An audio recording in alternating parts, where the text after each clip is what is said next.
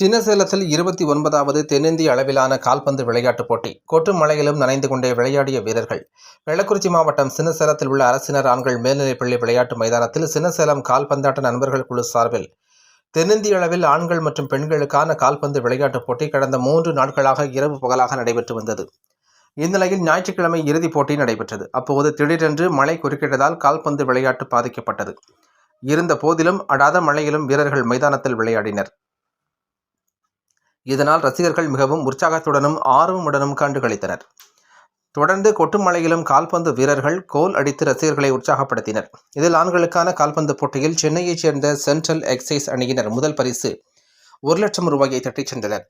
2வது பரிசை சின்னசேலம் நண்பர்கள் கால்பந்தாட்ட குழு அணியினர் தட்டிச் சென்றனர். இதேபோல் பெண்களுக்கான போட்டியில் சிதம்பரம் அண்ணா பல்கலைக்கழக மாணவிகள் முதல் பரிசை தட்டிச் சென்றனர்.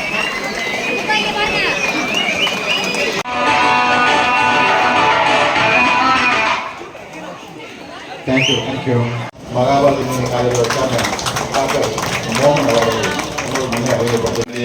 எங்கள் தலைவர், செயலாளர், பொருளாளர் உள்ளிட்ட அனைத்து உறுப்பினர்களுக்கும் நன்றியை தெரிவிக்கிறேன்.